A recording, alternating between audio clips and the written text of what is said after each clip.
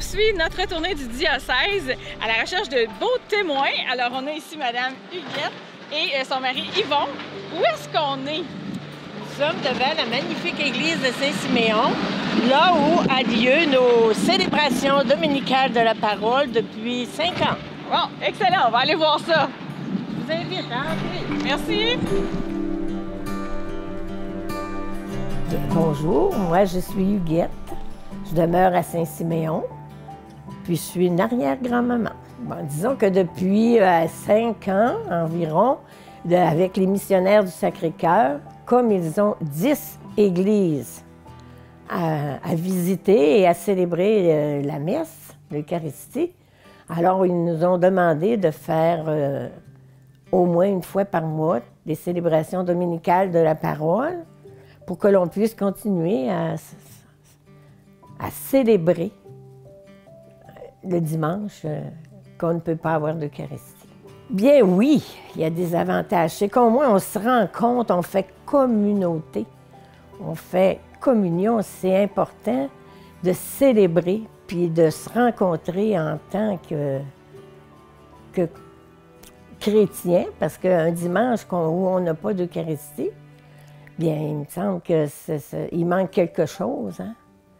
Alors, les gens, ils étaient un peu réticents au début parce que, de ne pas avoir la communion, ils disaient qu'il leur manquait quelque chose. Hein?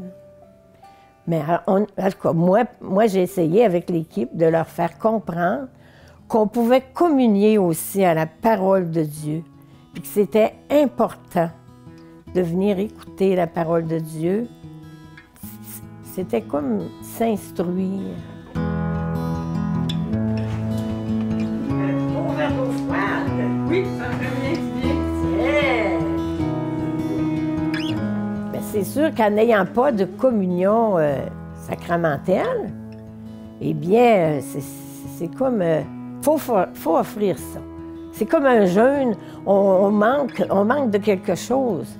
Mais ça nous donne plus un grand désir quand on l'accueille le dimanche suivant. Bien, c'est un grand cadeau, puis on l'apprécie plus. En tout cas, moi, personnellement, j'ai constaté que j'étais encore plus attentive, plus pieuse, plus à être capable de parler avec Jésus là, après avoir communié, ce que je faisais pas toujours avant. Tu sais, moi, au début, je me disais, je suis comme pas digne de faire ça. Ça a été la réflexion que j'ai eue quand on m'a proposé pour les premières fois de faire ça. Mais après, je me suis dit, qui est digne? C'est sûr qu'on fait des erreurs, mais Jésus, il nous aime comme il est. Il nous juge pas. Comme nous autres, des fois, on se juge. Il nous accueille, puis... En tout cas, j'ai appris là, que Dieu, c'était mon Père, puis qu'il m'aime d'un amour qui finira jamais, puis il ne me juge pas. Puis c'est là-dedans là, que ça m'a vraiment donné un élan de dire, bien, gars, même si je ne suis pas parfaite, j'y vais.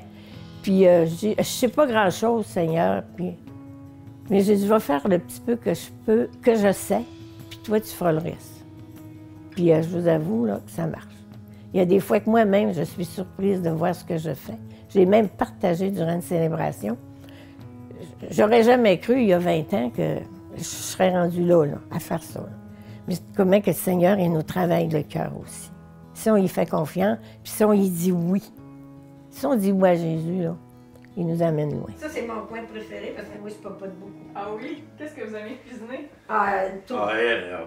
Tout. C'est surtout la cuisine. Moi, je suis beaucoup traditionnelle. C'est rien que moi qui fais les bonnes choses qui dit, bien, voyons donc, tout est bon, pas toujours fait pareil. On vit des grandes joies parce que la première qu'on a eue depuis la pandémie, là, où on est en avant, là, on voit ça, parce qu'il n'y a pas énormément de personnes. Des fois, ça va arriver qu'on est peut-être 30, 35.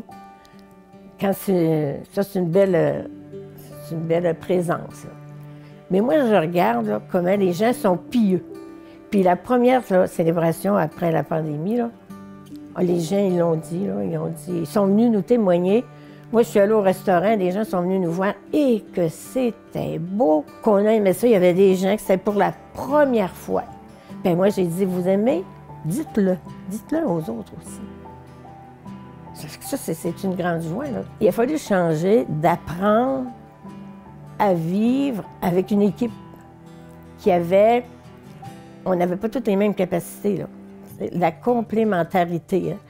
Il a fallu qu'on apprenne à se connaître, puis à connaître nos forces. Puis quand on connaît les forces, on connaît chacun nos forces, bien c'est sûr qu'il y en a à travers, là, pour une homélie, là, ah, c'est merveilleux. Un autre, c'est l'accueil. Un autre, c'est... En tout cas, ça marche bien parce que ils sont tous contents. C'est beau, le dit. Tous les matins. N'ayez pas peur. Avancez. Allez-y. Des fois, on a peur, on veut rester dans notre petit confort. Mais quand on fait un pas de plus, là, bien, le Seigneur, il en fait dire sur lui. Alors, allez-y. Soyez confiants, puis faites confiance à l'Esprit. Parce que c'est l'Esprit, hein, qui mène notre Église, là, avec un grand E. L'Église, là, ça, c'est la maison du Seigneur, l'Église. Tu fais des promesses, tu dis au Seigneur, ben oui, j'ai la foi, je veux te vivre avec toi, mais il ne faut pas juste le dire, il faut le faire. Alors, osez. Moi, c'est le mot que je vais dire. Osez, n'ayez pas peur, comme on dit, avancez au large. Il ne faut pas toujours rester au quai, là, amarré, là. Il faut de temps en temps aller se faire balloter un peu, puis ça va bien.